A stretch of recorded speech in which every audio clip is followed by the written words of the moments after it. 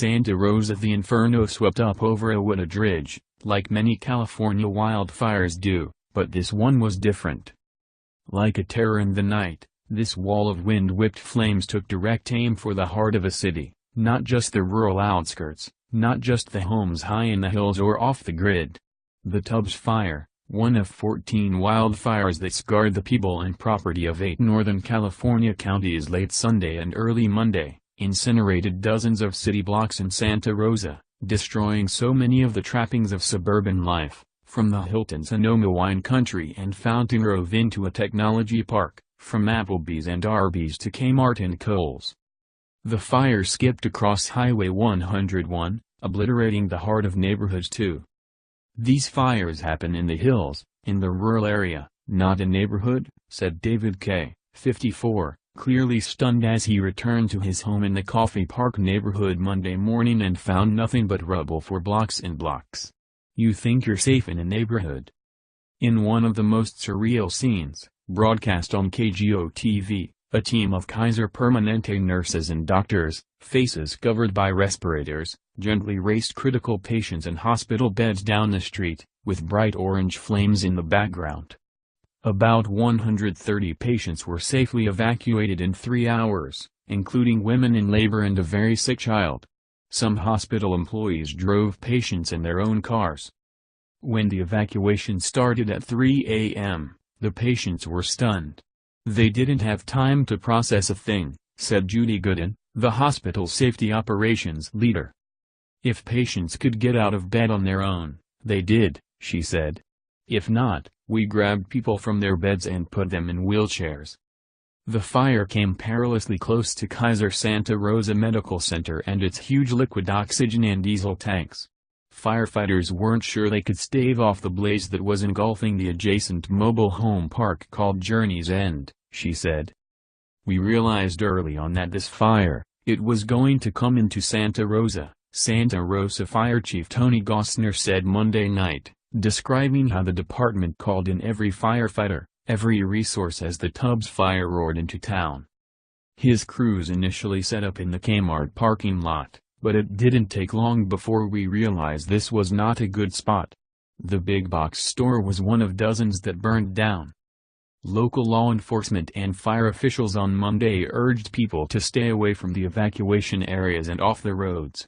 But with so many emergency crews fighting fires, there were few to keep people from walking past the roadblocks. As residents returned Monday afternoon for a glimpse of what was left, the scenes around the city were apocalyptic. Old people on canes and walkers shuffling along sidewalks through the orange glow, families dragging luggage and wearing blue surgical masks through the thick smoke.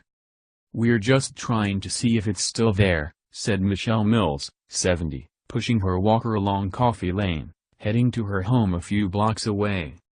In a daze, residents tried somehow to digest the growing toll. The Hidden Valley Satellite Elementary School, burned down.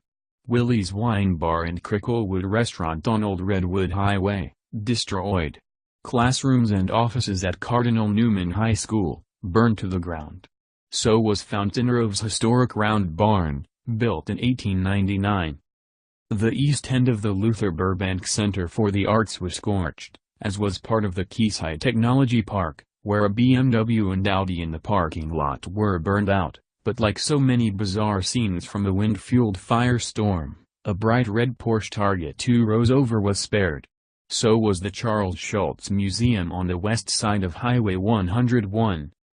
Residents of this city of 175,000 fled in the middle of the night, with nothing but their pets, and many without them, and returned Monday to nothing but ruins.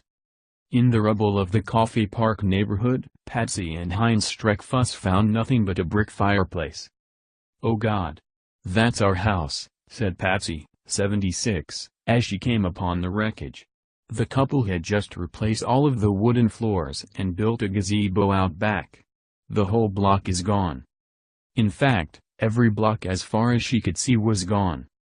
And so was her calico cat, Rosie, who had bolted into hiding the night before. "Rosie, Rosie," she called out. "Rosie." The couple were awakened at about 1:30 a.m. Monday when a gust of wind blew through the house and slammed the door closed inside. Hines said that's when a neighbor pounded on the door.